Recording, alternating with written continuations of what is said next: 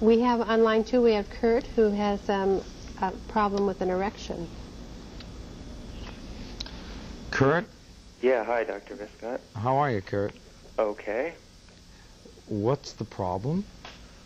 Well, I've been, let's see, well, it's kind of strange. I mean, it's like I'm sexually active, and and I don't really have a problem with an erection until it's actually time to have sexual intercourse, you know. And then what happens?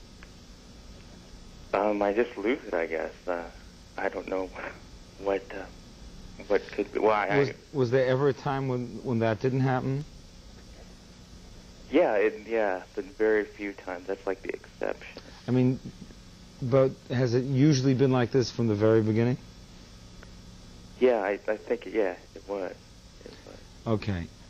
Without even judging what's going to come out of your mouth, tell me what you think is wrong. Quick. I think, well, it's... Don't edit, just talk. What's wrong? I think it's either that I'm scared of contracting something, or it could be just using a condom. I mean, those are the two things that just pop. Okay. Right. That's what's wrong. When you talk about being afraid of contracting something, what kind of partners are you having? People you know, strangers? No, people I know of, long-term monogamous type relationships, but it's just that it's something I can avoid because it's like something that I don't press upon my partner, so it's not like... Well, how well do you know your partner's infectious status? Pretty well. Actually, I've never had a partner that I've known they've ever had anything. So but I don't know why I have this mental block or something. Guess what? A lot of people have this block. I guess, you know, you're the kind of person who needs to be in a very secure relationship where you really know the other person and you really can trust. Because at the moment you're about to go ahead, all of your self-doubts come back. Yeah, and I'm wondering how I can get rid of it. You don't get rid of it. That anxiety is there to protect you because you're not comfortable.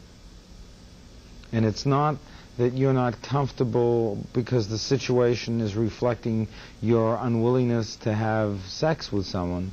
It's you're not comfortable because you're not really sure. You know, when this epidemic started, people accused me of making people afraid because they said it's not that serious a thing and it's not a heterosexual disease. And I said, we don't know enough about it to say anything. And I always was more interested in getting people to be cautious and appropriately anxious than to just rush ahead and say, I'll be safe. And your attitude is exactly correct. What if you're wrong? You know what I mean?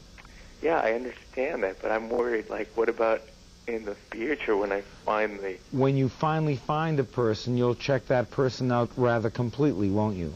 Well, yeah, I'm sure I will. You'll both get tests, and you'll both know where you stand, and then you'll know there's no risk, and then you won't have a problem. You think it'll just click and I'll be... Okay. You don't know that you're not taking a chance right now. And you want to survive. Definitely. And your fear is keeping you alive, isn't it? Yes, you could put it there, yeah. I'm putting it that way. And the fear that develops over the condom is nothing more than a displacement. Because if you are, like anyone who's ever used a condom, aware of what happens when you use a condom, you're aware they break. They can. Right? They can. And they may not be 100% effective, right? Correct. All right. So your fear is telling you to be smart. And you know what? You're smart to listen. You know, that's the truth. It is the truth. Your anxiety. Well, your anxiety. If you don't feel safe, don't act. So you're saying that your unconscious is telling you the right thing to do? Not your unconscious. You're conscious. You're conscious. I mean, you don't pick up a hot pot because it'll burn your hands.